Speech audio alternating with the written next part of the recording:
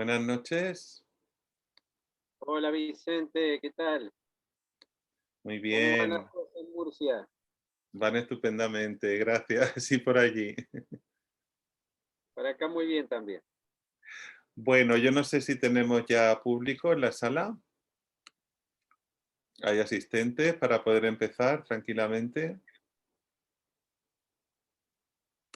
Por lo que yo veo hay dos nada más. Sí, está, sí, hay Hipólito, que es el director del Foro Poético de la región de Murcia, que es el coorganizador, y bueno, pues hay Y nada que asistentes. mi compañera. Bueno, pues vamos a comenzar, si te parece, Guillermo. ¿Eh? Se van entrando. Se van entrando. Sí, van entrando, sí.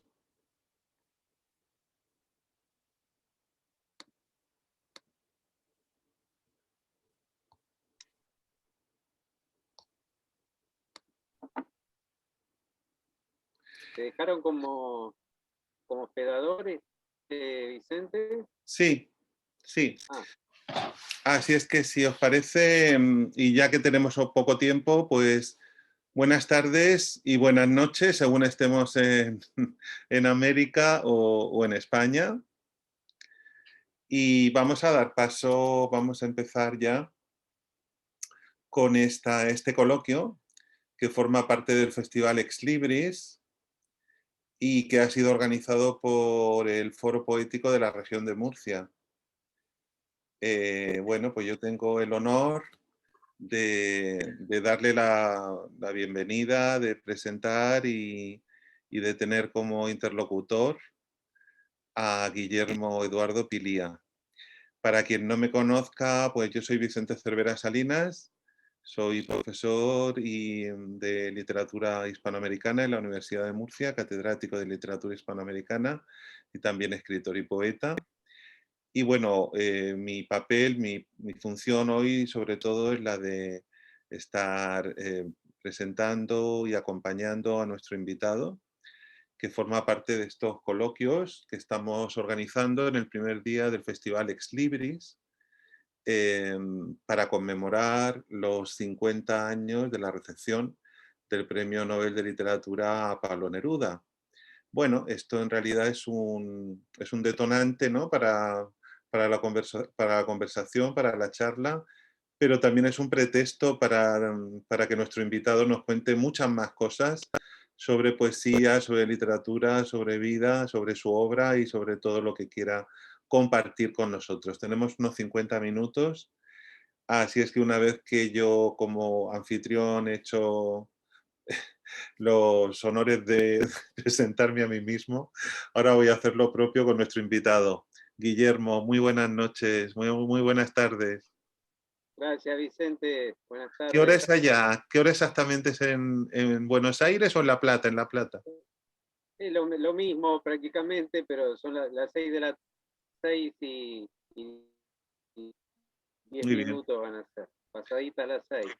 muy bien. Bueno, pues vamos a leer el breve currículum vitae, Guillermo, porque el Sí, lo completo, más breve posible. el completo no lo podemos leer porque es demasiado extenso, entonces nos llevaría toda la noche, ¿no? Por lo menos la hora del coloquio. Así es que para todas las personas, los asistentes al Zoom, yo simplemente voy a leer el breve y luego ya comentamos otras cosas, si te parece. Bueno, pues Sí, sí, muy bien. Naciste en la ciudad de La Plata, importante ciudad, muy importante ciudad argentina. En el año 1958 te graduaste en letras en la Universidad Nacional de La Plata, efectivamente, y allí has ejercido docencia hasta hace unos pocos años. El otro día me comentabas que ya estás jubilosamente jubilado. Y eres profesor, has sido profesor de literatura, escritor, poeta, importante, y también, bueno, pues te has dedicado a la teoría literaria, lo que allí llamáis poetología, teoría de la poesía, y también lenguas clásicas, eres catedrático también de lenguas clásicas. Es decir, que tiene, bueno, una formación amplísima en el área de las humanidades, desde luego. Em, Tu carrera literaria comenzó hace más de 40 años empezaste a publicar en revistas algunos poemas muy juveniles y tu primer libro data del año 1979, eras muy joven, y se tituló Arsénico, ¿eh? Empezaste con empezaste fuerte, Guillermo. Y bueno, a este título lo han seguido más de 30 libros que abarcan la poesía, la narrativa, el ensayo. Em, También has obtenido numerosos, una amplia cantidad de premios nacionales, internacionales y luego distinciones importantes. Fuiste nombrado miembro de número de la Academia Hispanoamericana de Buenas Letras de Madrid, de la que creo que eres presidente actualmente, según consta en mi Sí. currículum, el currículum que yo he recibido tuyo. Y bueno, se te ha declarado también ciudadano ilustre de tu ciudad, de La Plata. En el año 2018 se te incorporó como miembro correspondiente de la Academia de las Buenas Letras de Granada, porque tienes toda una línea de trabajo importantísima en conexión con el mundo andalusí, con toda bueno, pues toda la tradición de la cultura, la literatura y la poesía andaluza. Y actualmente eres secretario general de la SADE, ni más ni menos, que es la Sociedad Argentina de Escritores, y además consejero de la Fundación El Libro. En estos últimos años, después de tu jubilación, pues parece ser que te has dedicado no solamente a descansar, sino a dar numerosas conferencias sobre, bueno, poetología, teoría literaria y me imagino que también muchísimos recitales poéticos y a viajar por el mundo como se merece. Así es que, Guillermo, nos dejas abrumadísimo con con este currículum. No, no, Enhorabuena. no, no, en realidad no es que hice tantas cosas, sino que he vivido mucho y uno cuando, bueno, ya tiene ciertos años de vida, bueno, acumulando estas cosas, ¿no? Pero no, no Bueno, es bueno. demasiado mérito mío. No te quites mérito que hay vidas y vidas, y desde luego tu vida es muy Granada, y nunca mejor dicho, ¿no? Lo de Granada. Bueno, si te parece, podemos comenzar hablando un poquito sobre Neruda, si quieres, y luego pasamos a otros temas, para no quedarnos solo en él, pero bueno, ha sido el objeto principal, digamos, como decía al principio, el pretexto de este coloquio, y se cumplen 50 años del Premio Nobel concedido a Pablo Neruda en el año 1971. ¿Qué balance crees tú, Guillermo, que se puede hacer a 50 años de la obra poética de Neruda, de su figura, de lo que representa hoy en día, etcétera? Bueno, Vicente, vos sos profesor de literatura Sí, hispanoamericana, creo, latinoamericana, sí, y creo que todos sabemos los que hemos estado en contacto por la enseñanza, por las lecturas, por lo que sea, con la literatura y la poesía, sobre todo. Vamos a hablar de la poesía latinoamericana. Neruda es una figura insoslayable.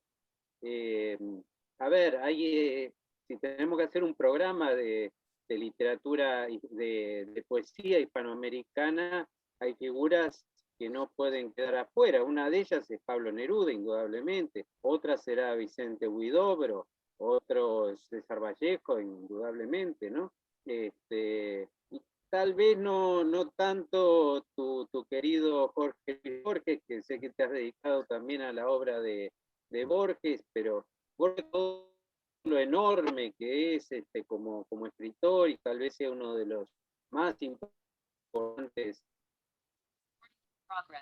escritores, no solamente hispanoamericanos, sino en nuestra lengua. No obstante, creo que Borges queda un poco relegado en esta lista que estamos haciendo. Yo creo que la Argentina, mi país, ha dado otros poetas que tal vez han hecho aportes más importantes en lo que se refiere a la poesía específicamente, como por ejemplo Oliverio Girondo o algunas mujeres que han sido objeto de numerosos estudios y lecturas y relecturas como Olga Orozco o Alejandra Pizarnik. Eh, Tampoco podríamos dejar de lado a Octavio Paz, Cortázar, Álvaro Muti, que es un poeta que a mí me gusta mucho, el colombiano. Pero bueno, Neruda sabemos que está entre, digamos, entre los 10, hiciéramos una lista de 10 imprescindibles de la poesía hispanoamericana, indudablemente que está Neruda.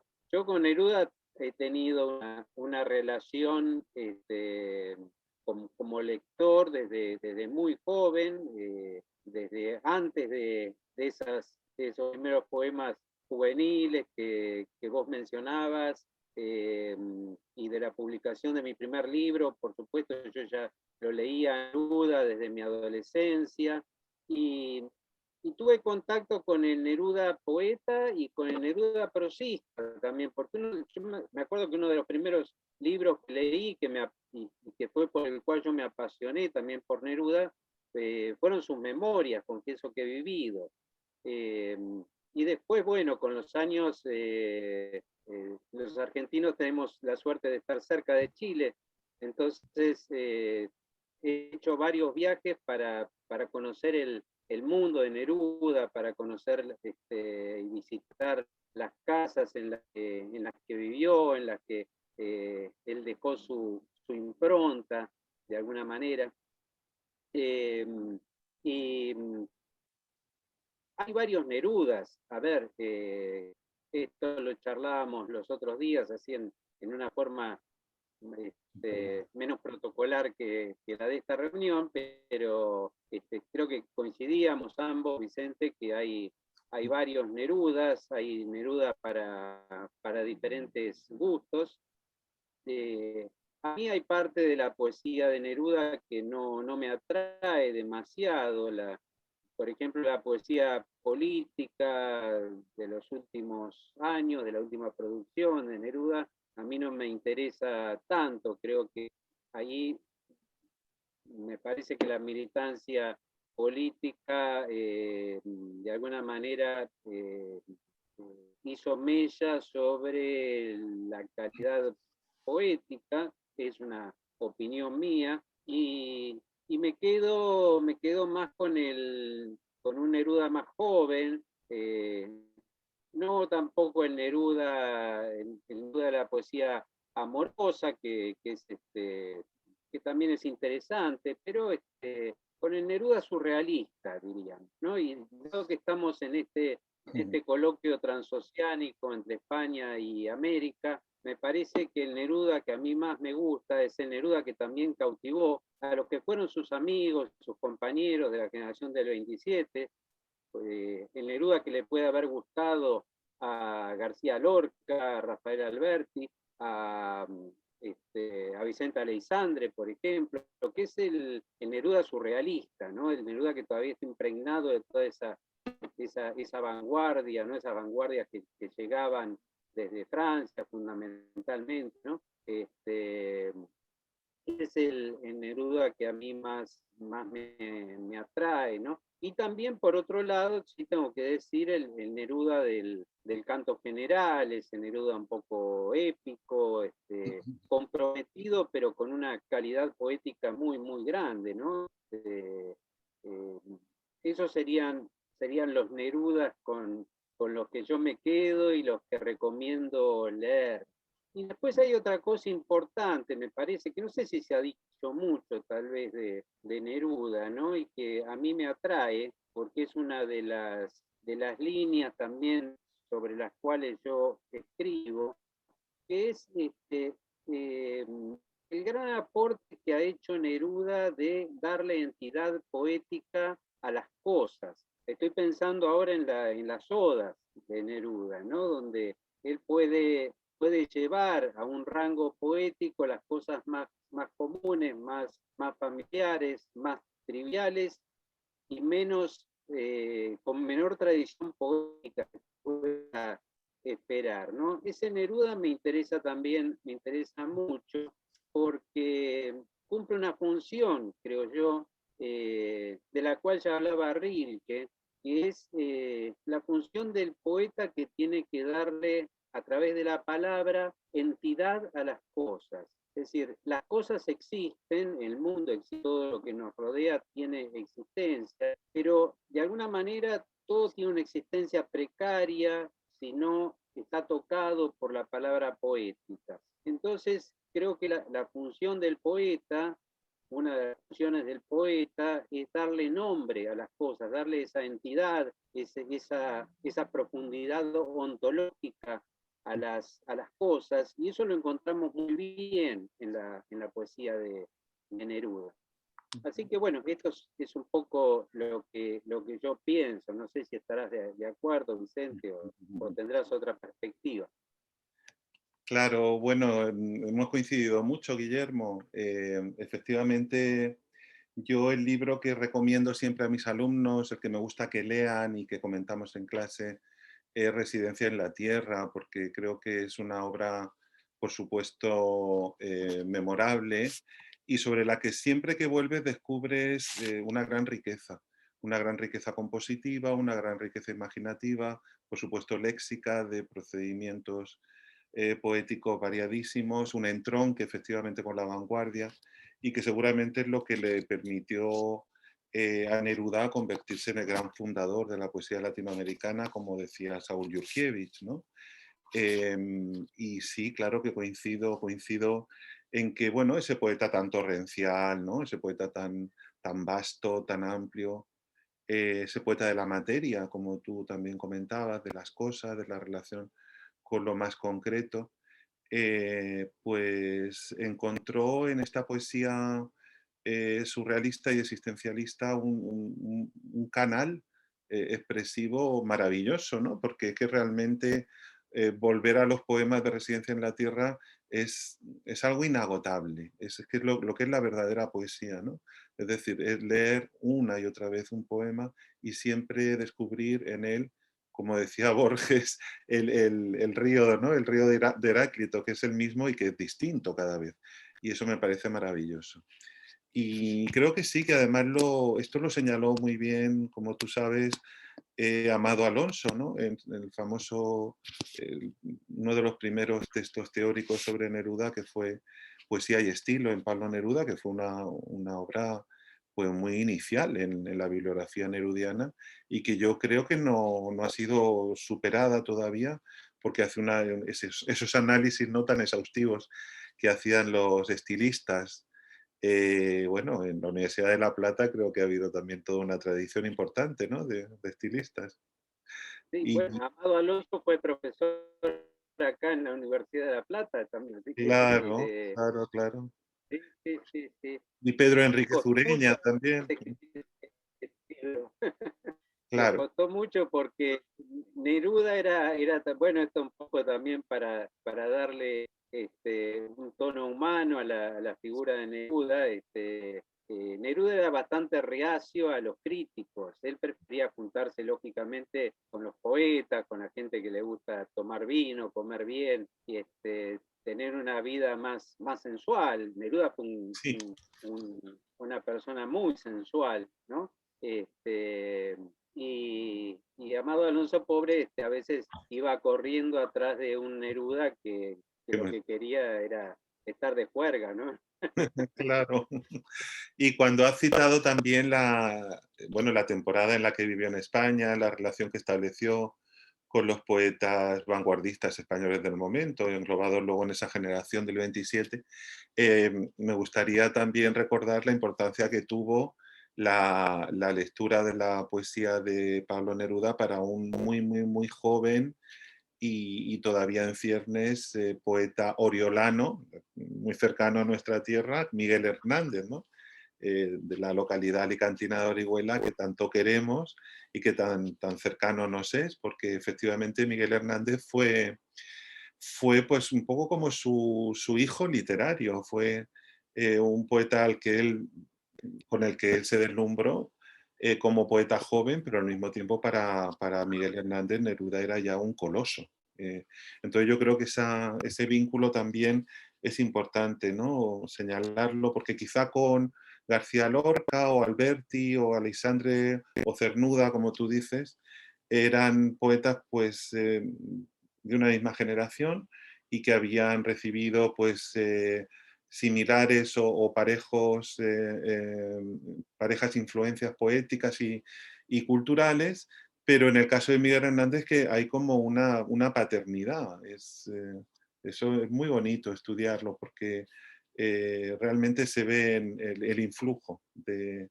Neruda en el joven Miguel Hernández. Perito en Lunas. Sí, sí. No, es esa cosa tan interesante que es el ida y vuelta, ¿no? Entre entre la literatura española y la literatura hispanoamericana, que a veces va de una orilla a la otra y a veces de la orilla contraria Sí, es hacia allá, verdad. ¿no? Eso me parece que es muy interesante. Y el antecedente, creo yo, de todos ellos, que no lo nombramos hoy, pero que también tenemos que ponerlo en esa lista de los 10, indudablemente que es Rubén Darío, ¿no? Que es a tal punto que en alguna antología de la poesía española figura Rubén Darío, el único no nacido en España que figura en Sí. una antología de la poesía española, ¿no? Sí, porque bueno, realmente es un poeta tan universal que no casi se queda uno corto cuando intenta ponerle, ¿no? Un marbete de nacionalidad a Rubén Darío. Y fíjate, ya que lo cita Guillermo, estoy acordándome ahora de esa conferencia a Limón que hicieron García Lorca y Pablo Neruda justamente en honor Por de eso, Rubén Darío. No sé si te acuerdas. en honor de Rubén Darío, sí, Claro, sí, sí. Y bueno, que nosotros de alguna manera estamos acá también toreando a la Limón, sí, esta parte, bueno, no un español y un chileno, sino un español y un argentino, ¿no? Pero sí, pero qué estamos barbaridad. tratando de hacer eso. Y ya que estamos, que estamos toreando a la Limón, no sé si te parece que hagamos un tercio de poesía de Neruda, que leamos un poema de Neruda. Vos mencionabas Residencia en la Tierra, a mí me gustaría leer algún un poema de Residencia en la Tierra y después te doy el quite para que Vale, el término taurino, ¿no? a la Limón. Con el que a vos te guste, ¿no? Si te parece, a mí me gustaría leer y compartir de ese Neruda surrealista, de Residencia en la Tierra, de ese libro que a vos te gusta, un poema. ¿Podemos empezar por ahí?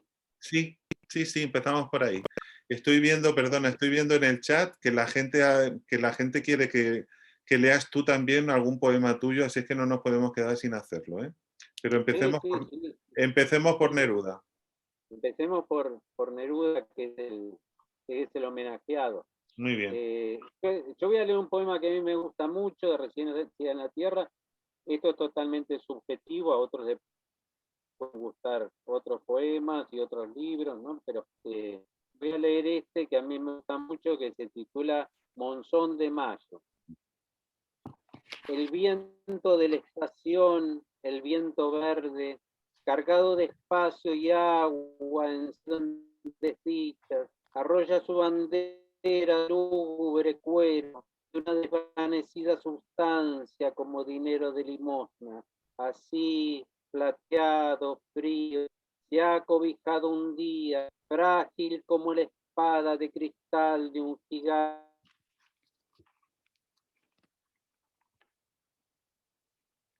Su arena inútil, rodeado de poderes que cruzan y crujen, como un hombre desnudo en una batalla, levantando su ramo blanco, su certidumbre incierta, su gota de sal trémula entre lo invadido.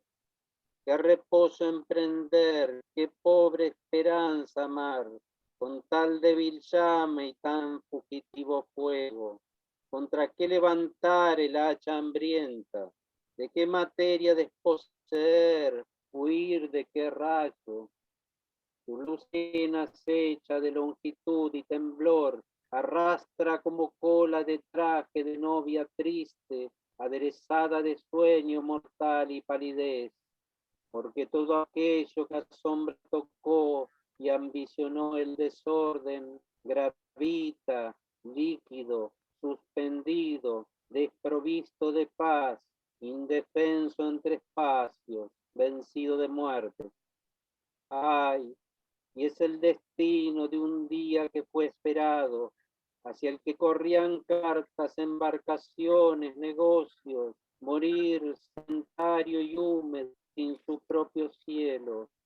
¿Dónde está su toldo de olor, su profundo follaje, su rápido celaje de brasa, su respiración viva, inmóvil, vestido de un fulgor moribundo y una escama opaca, verá partir la lluvia sus mitades y al bien nutrido de aguas atacar? Muchas gracias. Monzón de Gracias, Guillermo, por tu lectura y por haber elegido este Monzón de Mayo. ¿Alguna razón especial para elegir este poema? ¿Quieres compartirlo con nosotros? A mí me encanta esa catarata de imágenes y de metáforas, realmente esa sensualidad del lenguaje, ¿no? Que tiene este poema, pero que tienen también otros muchos de este libro, ¿no? Que podríamos haber elegido. Mi elección es tal vez muy subjetiva, porque bueno, son de esos poemas que uno a veces lee de joven y le han quedado en la memoria, una memoria afectiva, ¿no? Sobre todo. Pero hay otros iguales o mejores que este todavía. Fíjate, me ha quedado al escucharte, bueno, me ha venido claramente esa asociación que tú habías establecido antes con García Lorca, ¿no? Porque ya en el primer verso leemos el viento de la estación, el viento verde, ¿no? Nos recuerda. Inmediatamente nos viene a la memoria el romance sonámbulo de García Lorca, ¿no? El viento verde. Sí, Es, casi una especie, ¿no? sí, bien, verde que te quiero verde, verde viento. Y aquí está el viento verde también. Ujú. Monzón de Mayo. Pues bueno, si te parece, eh, voy a leer yo un poema de Neruda también, de Residencia en la Tierra, ya que estamos rindiéndole homenaje y que los dos compartimos esta pasión residencial, ¿no? Por el poeta chileno. Y yo he elegido uno de los últimos, de Residencia en la Tierra. Es un poema de los años 30, de la segunda residencia, que como recordarás aparece en el año 35, y es un poema que además está escrito en Madrid. Y bueno, pues viene también a afianzar este vínculo que estamos estableciendo entre lo transatlántico. Eh, el título del poema es un título musical y es No hay olvido sonata.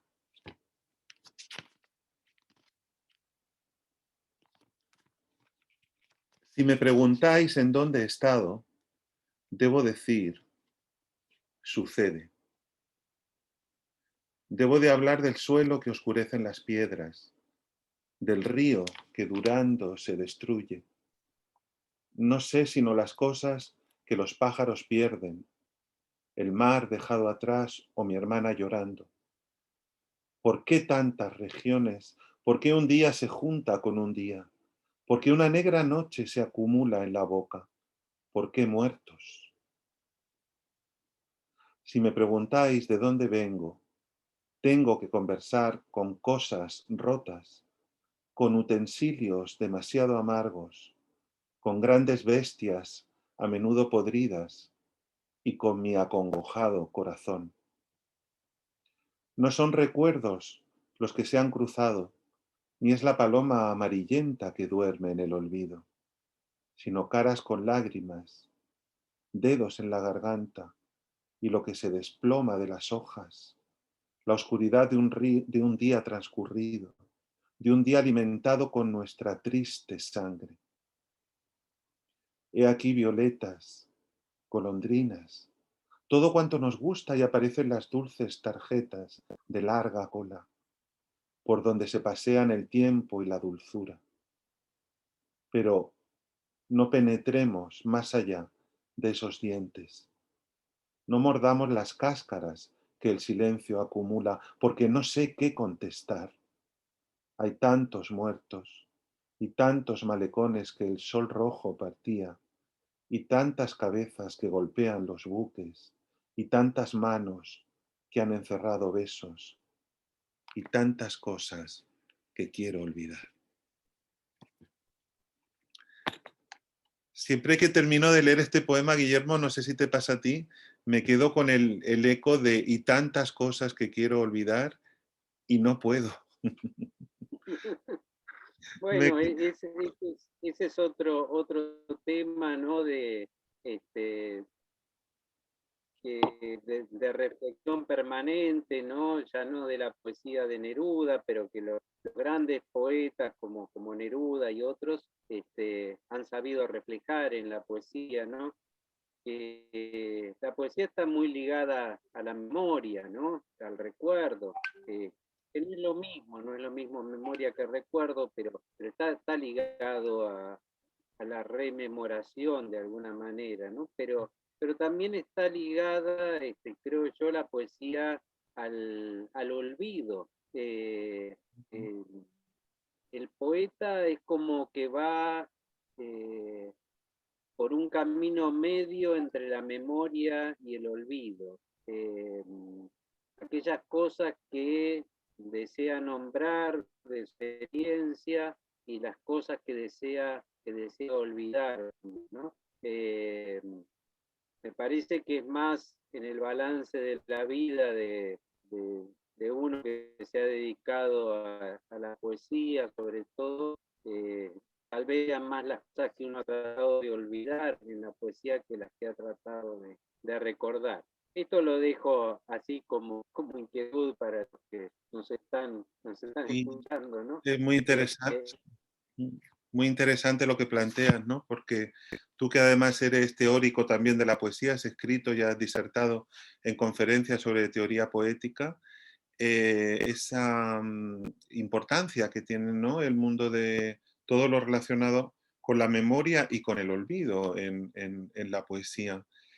Con la memoria porque la poesía es un arte mnemotécnica al fin y al cabo y es un arte musical y es un arte que bueno, tiene mucho que ver con usos y herramientas como es la rima, que al fin y al cabo es una herramienta al servicio de la memoria.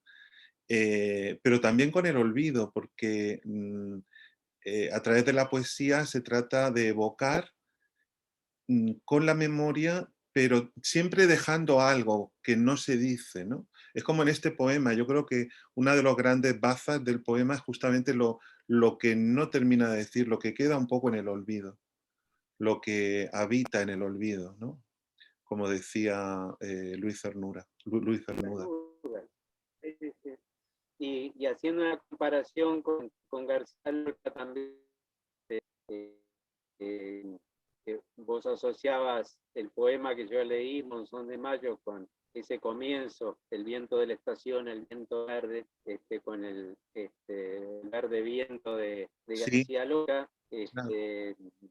Yo también, no sé si coincidís en este poema que leíste recién, también cierta semejanza, cierto clima espiritual del García Lorca, no ya del romancero, sino del García Lorca de poeta en Nueva York. Ujú. Claro que sí. Sí, sí, sí. Y también el otro poema parejo, ¿no? De Residencia en la Tierra, hablando de la relación del poeta y la ciudad, que es Walking Around, eh, que es, que es sucede que me canso de ser hombre, ¿no? Ese sucede que me canso de ser hombre que va recorriendo la ciudad y que va viendo pues toda esa podredumbre, ¿no? Esa tristeza que recorre establecimientos, caras, situaciones, que como tú bien dices, nos lleva a la memoria la, la, la tristura. Iba a decir la tristeza, pero me ha salido la tristura de poeta en Nueva York. No hay, indudablemente que lo que estamos encontrando son los vasos comunicantes entre entre Neruda y entre García Lorca y en definitiva entre gran parte de la poesía hispanoamericana y la poesía española, ¿no? Que han tenido momentos de mayor cercanía o de mayor distanciamiento, porque también en cierta etapa la poesía hispanoamericana empieza a desprenderse de la poesía española y a mirar hacia otros rumbos, ¿no? Por ejemplo, hacia la poesía norteamericana.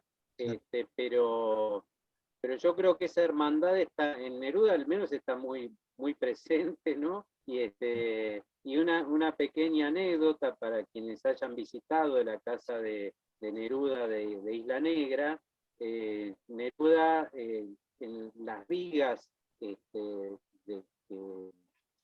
de la construcción de esa casa, que parece un barco realmente, él le había puesto el nombre de cada uno de sus amigos a cada una de las vigas de esa casa. Y la viga que sostenía, que sostiene, hablemos en presente, que sostiene el piso sobre el cual Neruda tenía su cama, sobre la que él dormía mirando ese mar hermoso de Chile, esa viga llevaba el nombre de Federico. Quiere Claro. decir que él dormía de alguna manera apoyado en la memoria, en el recuerdo de ese gran amigo que tuvo, fue Federico García Lorca, ¿no? Es interesante, a mí me emocionó mucho Sí, cuando lo vi esto.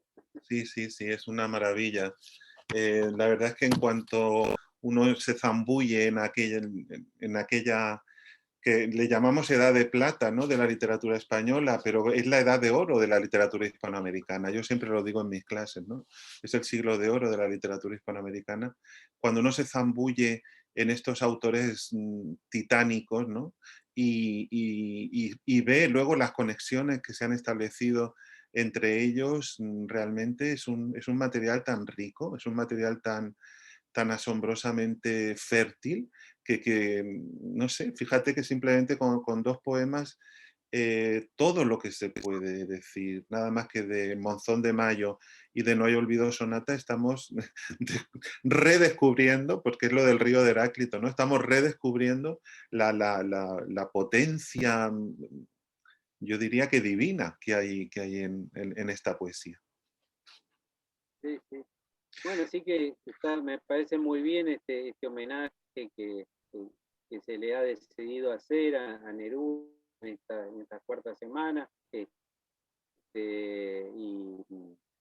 realmente es algo, es un aniversario que no puede pasar desapercibido realmente, ¿no? Los premios Nobel, bueno, generalmente pasan que fue campeonatos de fútbol, ¿no? Donde cada país quiere colgarse una estrellita y los amigos chilenos muchas veces, que yo tengo muchos, ¿no? Mis amigos chilenos bromean mucho en el tema de sus premios Nobel y que Argentina no ha tenido un premio Nobel de literatura, ¿no? Pero yo creo que son, a ver, que ni Neruda, ni García Márquez, ni Miguel Ángel Asturias son tampoco, podrán ser escritores nacidos en determinada geografía, en determinado país, pero en definitiva son premios Nobel de lengua castellana, ¿no? De esa patria común que tenemos, ¿no? Que involucra a España, a América y a todos los rincones del mundo en los que se habla nuestra lengua, porque en realidad somos esto, somos lenguajes, ¿no? Después por razones históricas, geopolíticas, lo que sea, cada uno nace donde le ha tocado nacer y orgulloso del lugar que a uno le tocó, pero el lenguaje es la gran patria realmente, ¿no? Y decía otro gran escritor hispanoamericano, que es Bular Pietri, que en realidad no deberíamos llamarnos Hispanoamérica, sino repúblicas de Cervantes, ¿no? Me parece una idea muy bonita, muy utópica desde ya, ¿no? Pero ver ese hermanamiento en la lengua entre España y América, ¿no? Que es el mejor, es el más válido, para Sí. de alguna manera no caer en la visión más historicista, donde vamos a tener reproches y otras cosas, ¿no? Que no vienen al caso acá, ¿no? Pero esa me parece una idea muy linda, que pudiéramos ser los países de Cervantes, tomando esa figura de Cervantes como de alguna manera el paradigma de nuestra lengua, ¿no? Bueno, y yo querría saber, ahora paso yo a preguntar, yo querría saber qué influencia ha tenido todo esto en tu poesía, la poesía hispanoamericana, en tu escritura ahora, Vicente. Bueno, en realidad creo que el anfitrión debo ser yo y preguntarte a ti, pero bueno, muy brevemente, por ser amable contigo, te diré que es fundamental, porque yo sin Rubén Darío, sin Pablo Neruda, sin Borges, sin Huidobro, sin Pizarnik, creo que desde luego mi expresión poética sería infinitamente más pobre. Es decir, que es lo que vives, pero es que la lectura es una manera de vivir. Entonces, lo que vives a través de la lectura y lo que vives a través del lenguaje y a través de la expresión estética, es decir, que la belleza que tú descubres en el lenguaje de los grandes poetas y el potencial imaginativo, lo que hace es amplificar y potenciar al máximo tu capacidad expresiva. Entonces, tus vivencias son fundamentales, pero para mí la poesía de la experiencia no es solamente el detalle o la circunstancia o la anécdota concreta que hayas podido vivir, sino cómo luego eres capaz de expresar y de expresar bellamente todo eso. Entonces, para eso el caudal de lecturas es fundamental. Entonces, pues yo simplemente te diré que cuando era pequeño mi padre me leía y me recitaba poemas de Rubén Darío. Y yo creo que esa musicalidad que quedó en mi mente y en mi sensibilidad de escuchar pues Margarita está linda la mar o los poemas de Antonio Machado, de Soledades, Galerías y otros poemas. Es decir, todo eso va impregnando tu sensibilidad y la va llenando de una riqueza sonora y de una riqueza verbal que luego a la hora de escribir es fundamental. Y en tu caso, Sí, Guillermo, yo coincido. Sí, no, no quería interrumpirte. sigue. ¿Querías agregar algo, Vicente? No, quería preguntarte a ti, que en tu caso, ¿cómo ha sido? Ah, no, es exactamente igual. Yo lo sintetizaría muy brevemente lo que acabas de decir de esta manera, que para escribir en general, pero sobre todo para escribir poesía, es necesario vivir. Eso es fundamental, ¿no? Es decir, tener una vida plena, una vida llena, pero esa vida, esa forma de vida que es necesaria para poder escribir, viene, viene de dos fuentes, diría yo.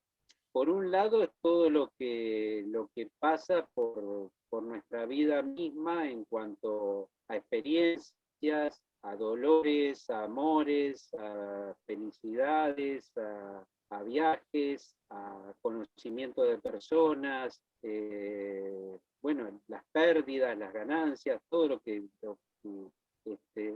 todo de cualquier persona, pero que quienes somos escritores, todo eso lo llevamos, lo transformamos en palabras, como decía Borges. Pero por el otro lado, la otra fuente, que es tan viva como esta otra, son las lecturas, son los libros. Nosotros es como que tenemos dos vidas, dos experiencias. La experiencia de lo que hacemos, o lo que nos hacen, lo que vamos atravesando en la vida, y también la experiencia de esa otra vida que vivimos a través de los libros, ¿no? No solamente de los libros de poesía, sino de todas las lecturas que vamos haciendo. Pero para los que escribimos hacemos poesía, además es necesario leer poesía, escuchar poesía, porque la poesía está muy ligada a la música, al ritmo, entonces es indispensable leer poesía. No concibo un poeta que no sea lector de poesía, desde ya, ¿no? Y hay que leer poesía en nuestra lengua, ¿no? Después lo demás está muy bien. Yo tengo grandes poetas muy queridos de la poesía italiana, de la poesía francesa, de la poesía alemana, pero la base son los poetas castellanos, ¿no? Me dicen los moderadores que no tenemos mucho tiempo y yo quiero que nos hables un poco de tu trayectoria y que nos leas algún poema tuyo. De tu trayectoria, lo que más te resulte agradable de compartir, tus años juveniles, tu formación, tus primeros libros, lo que tú quieras. Y luego que nos leas un poema tuyo que más te agrade esta noche. Y yo, de mi trayectoria, Vicente, que ya te digo, ¿no? Tal vez puede impresionar así, escuchar algunos antecedentes, estas cosas, pero a mí me parece que es la vida de alguien que, bueno, que no vivió en vano, simplemente eso, ¿no? Que se dedicado a esta actividad, así que mucho de eso no puedo decir, lo único que en mi persona conviven y han convivido durante gran parte de mi vida, como leíste vos, escritor, y junto con ese escritor también el profesor, el docente, un agrado enseñar también la literatura, la lengua, la, y bueno, y después otros aspectos que no tienen nada que ver, también yo también soy un animal religioso, filosófico, bueno, todo eso creo que de alguna manera converge en lo que escribo, en definitiva, que es lo que va a quedar.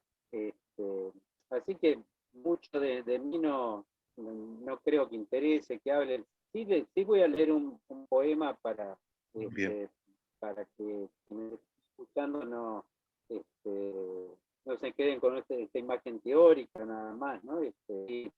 Voy a leer un poema de un libro que se llama Ópera Flamenca, que tiene un título muy andaluz, pero que después en la práctica no lo es tanto, como van a ver por este poema. Se llama Laja de la Infancia. Algo oscuro a lo largo de la noche había desmembrado al grillo muerto sobre la vereda.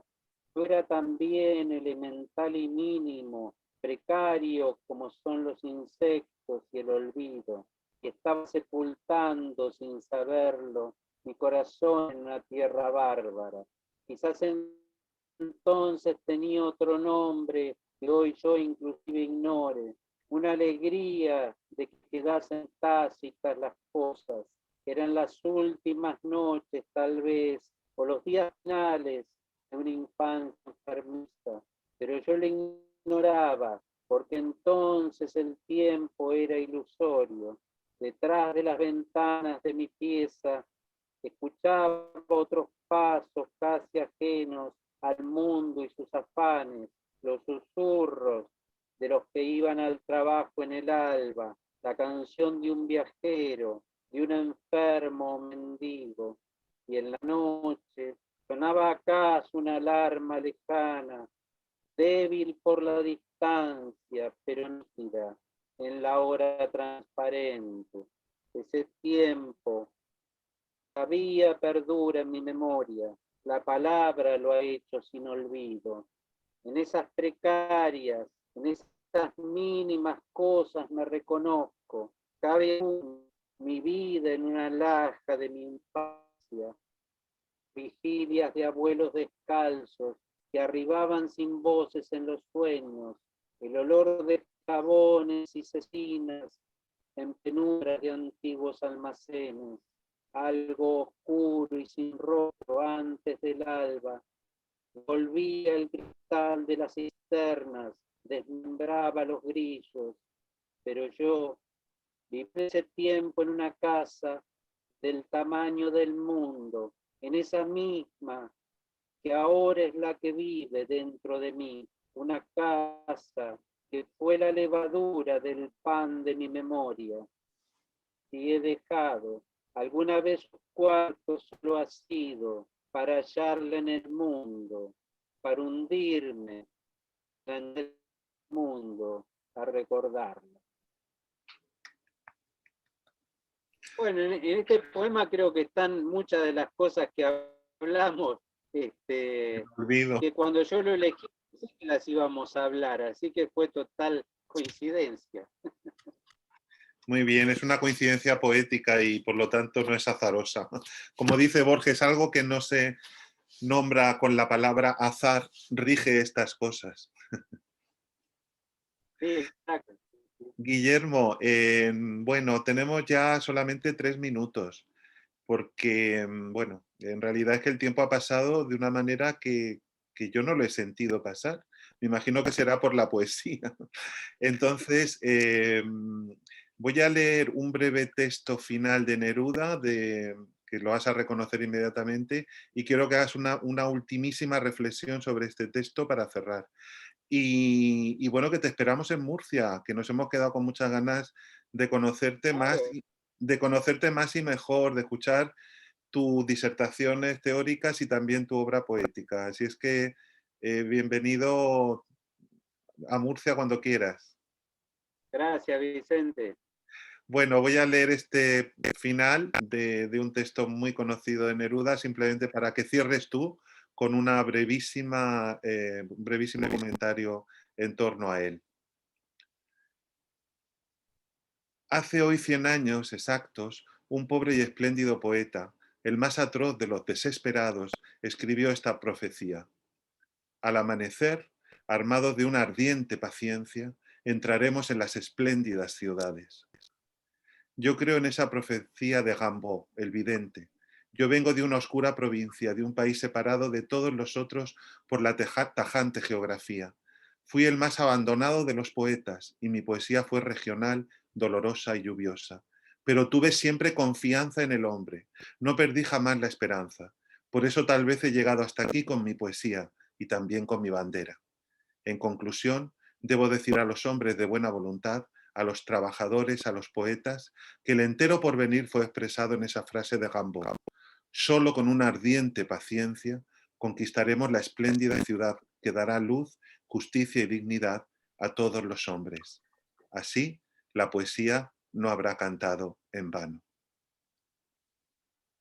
¿Qué puedes añadir, Guillermo, a esto?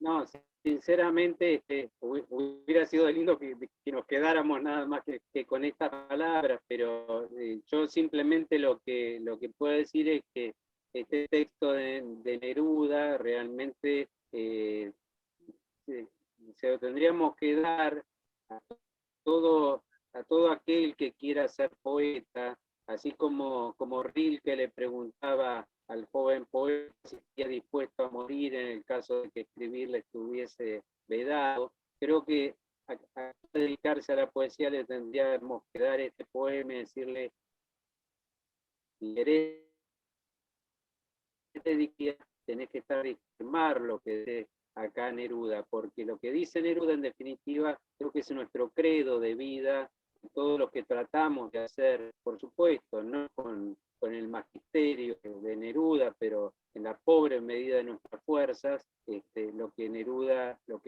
dice, ¿no? Esa ardiente paciencia y esa vocación Rimbaud, que es tal vez el poeta que a mí me llevó realmente a escribir poesía, ¿no? Desde en mi adolescencia. Ese tesón, ese ir siempre en el mismo camino, pase lo que pase, es lo que en definitiva marca el éxito en esta vida poética. el éxito en la vida poética no es ganar dinero, a veces ni siquiera es ser famoso, ¿no? No en dejar una obra, que tal vez esa obra no sea para nuestros contemporáneos, sea para gente que todavía ha nacido, ¿no? Pero bueno, dejar esa obra y que otros la valoren y que digan, bueno, esta persona realmente vivió poéticamente sobre la tierra, como diría Hölderlin, ¿no? Bueno, así la poesía no habrá cantado en vano. Muchísimas gracias, Guillermo. Muchísimas gracias a todos los asistentes, al Foro Poético de la región de Murcia, Hipólito Romero, a Victorio Melgarejo, organizador de Ex Libris. Y bueno, ha sido un placer compartir este coloquio homenajeando los 50 años del Premio Nobel de Pablo Neruda. Buenas noches, buenas tardes y hasta la próxima. Adiós. Gracias a Dios.